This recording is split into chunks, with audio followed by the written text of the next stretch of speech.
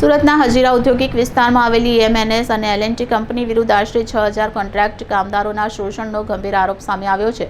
સુરત શ્રમજીવી સેવાલય આ મામલે સત્તાવાર ફરિયાદ અરજી સોંપી છે.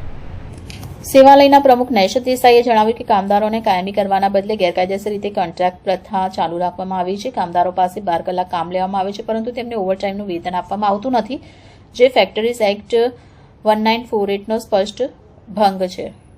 આ ઉપરાંત કામદારોને લઘુત્તમ વેતન ન મળવા, પેમેન્ટ ઓફ વેજીસ એક્ટનો અમલ ન થવા તેમજ આંતરરાષ્ટ્રીય શ્રમ સંસ્થાના ધોરણોની અવગણના થવાનો પણ આરોપ લગાવ્યો છે. ફરિયાદમાં એવો પણ દાવો કરવામાં આવ્યો છે કે કામદારોને ઈએસઆઈ અને પીએફ જેવા મૂળભૂત લાભોથી પણ વંચિત રાખવામાં આવી રહ્યા છે. નોંધનીય છે કે 26 ફેબ્રુઆરીએ પોલીસ કાર્યવાહી બાદ આ મામલો વધુ તંગ બન્યો હતો. શ્રમજીવી સેવાલયે આ મામલે નિષ્પક્ષ તપાસની માંગ કરી છે. સંગઠન દ્વારા કામદારોને તેમના હકો માટે શાંતિપૂર્ણ અને અહિંસક માર્ગે લડત ચાલુ રાખવાની અપીલ કરવામાં આવી છે. એલએનટી અને એનએસ મિત્તલ કંપનીમાં જે તારીખ 26ના રોજ બનાવ બન્યો અને જેમાં પોલીસ તંત્રની કાર્યવાહી થઈ, એ પોલીસની કાર્યવાહી સામે અમે ઇન્ક્વાયરી કમિશનની માંગણી કરી છે અને જે કામદાર કાયદાઓનું અનાદર થાય છે, વાયોલેશન થાય છે, તો એ કામદાર કાયદાના વાયોલેશન માટે એની ઇન્ક્વાયરી કરીને માન્ય labour commissioner Shri, factory inspector Shri અને પીએફ ઈએસઆઈસી કમિશનર શ્રી એનો રિપોર્ટ જાહેર કરે, એ અમારી અગત્યની અમે માંગણી મૂકી છે કલેક્ટર શ્રી સમક્ષ બી અને અધિકારીઓ સમક્ષ બી.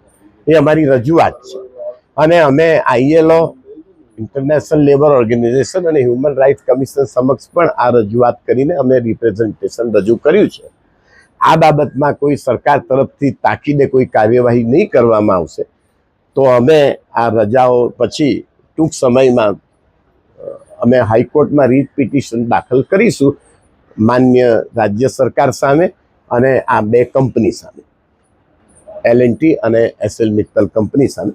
કારણ કે આ બંને કંપની આંતરરાષ્ટ્રીય કક્ષાની બહુ સારામાં સારી વેલ નોન કંપની છે. એમાં આવો અઘટિત બનાવ બન્યો છે અને આ કંપનીના પ્રિમાઇસીસમાં બનાવ બન્યો છે અને કંપનીના કામદારો છે, 10,000 કામદારો છે એમાં.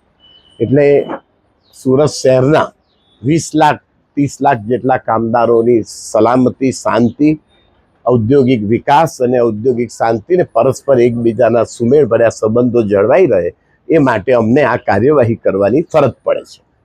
સમગ્ર ઘટના હતી જેને લઈને પોલીસની કામગીરી નિષ્પક્ષ નથી રહી. પોલીસની કામગીરી પર થોડીક શંકા ઉપસ્થિત થાય છે કે કદાચ કંપનીના આગ્રહથી અથવા તો કોઈ બીજા કારણથી પોલીસે 1 રૂપિયાના ચોરને ફાંસીની સજા આપવાનો પ્રયાસ કર્યો છે.